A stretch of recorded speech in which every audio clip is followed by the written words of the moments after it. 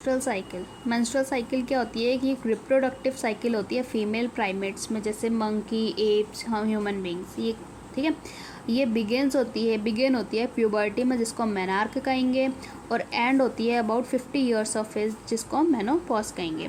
ये इसका इंटरवल होता है 28 to 29 डेज़ का इसका इंटरवल होगा। अब जो इसमें ओवम है, 1 ovum release during middle of each cycle, her cycle के मिडल में एक ओवम रिलीज हो।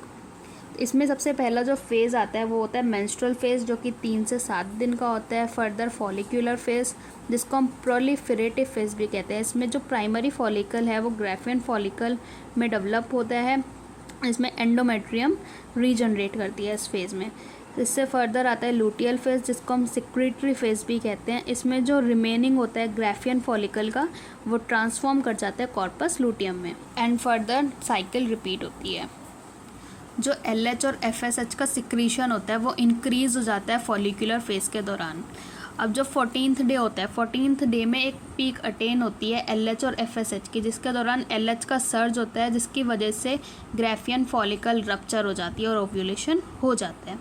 अब जो कॉर्पस लूटियम है, ये large amount of progesterone release करता है, जो कि इसेंशियल होता है एंडोमेट्रियम के मेंटेनेंस के लिए। अगर एब्सेंस ऑफ फर्टिलाइजेशन, अगर फर्टिलाइजेशन नहीं हुआ तो उसमें क्या होगा, कॉर्पस लूटियम डीजनरेट कर सकता है। फर्टिलाइजेशन एंड इम्प्लांटेशन, फर्टिलाइजेशन मतलब मेल और फीमेल गैमेट जब आपस में फ्यूज़ होते हैं वो फर्टिलाइजेशन हो गया। तो मोटाइल स्पर्म जो कि मोटाइल होता है वो पास करता है सर्विक्स के दौरान, सर्विक्स के थ्रू, और एंटर कर जाता है यूट्रस में और रीच करता है फैलोपियन ट्यूब के एम्प्यूलरी रीजन में। फर्टिलाइजेशन स्पर्म जो है वो कांटेक्ट में आता है ओवम की जोना पेल्यूसिडा लेयर के कांटेक्ट में आता है स्पर्म, एंड इंड्यूस चेंजेस, और उसमें कुछ चेंज को रोक देता है, इंड्यूस कर देता है, और बाकी स्पर्म्स की एंट्री को भी ब्लॉक कर देता है। एक ही स्पर्म एक ओवम को फर्टिलाइज कर सकता है। अब जो सिक्रीशन ऑफ एक्रोसोम, जो एक्रोसोम का सिक्रीशन होता है वो स्पर्म को हेल्प करता है ओवम के साइटोप्लाज्म में एंटर करने के लिए, किसके जरिए, through zona pellucida and plasma membrane.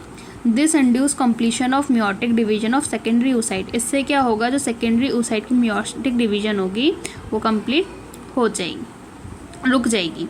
अब जो सेकेंड मियोटिक डिवीजन है, सेकेंड मियोटिक डिवीजन से सेकेंड पोलर बॉडी बनी और एक टाइनी ऊटेड बनता है। अब जब स्पर्म जो कि हैप्लॉइड है, ओवम जो कि हैप्लॉइड है, इसके फॉर्मेशन से बनता है जाइगोट जो कि डिप्लॉइड होता है। अब जब जो फीमेल है, फीमेल में क्रोमोसोम्स होते हैं XX और मेल्स में क्रोमोसोम होते हैं XY। Zygote move through isthmus, अब जो जाइगोट है वो इस्थमस के जरिए मूव करता है, जिसके दौरान क्या होगा, फर्दर क्लीवेज होगा, 2 से 4, 4 से 8, 8 से 16 डॉटर सेल्स बनेंगे, जिससे एक स्टेज बन जाएगी जिसको हम ब्लास्टोमेर कहेंगे। एज मियोटिक डिवीजन स्टार्ट, जैसे ही हमारी मियोटिक डिवीजन स्टार्ट हुई तो हमारा क्या बना, मॉड्यूलर स्टेज बना, जो कि 8 से 16 सेल्ड स्टेज होता है। उसके बाद फर्दर ब्लास्टोसिस्ट बनता है, जिसको हम ब्लास्टोमेयर भी कहेंगे। इसके पास 2 लेयर्स होते हैं, आउटर और एक इनर। तो आउटर वाले को हम ट्रोपोब्लास्ट कहेंगे, जो कि अटैच हो जाता है एंडोमेट्रियम से, और इनर सेल मास जो कि डिफ्रेंशिएट कर जाता है एज एम्ब्रियो। जो ब्लास्टोसिस्ट है वो एंडोमेट्रियम में जुड़ जाती है जाकर, जिसको हम इम्प्लांटेशन कहते हैं। उसके बाद क्या हो जाती है, प्रेगनेंसी शुरू हो जाती है।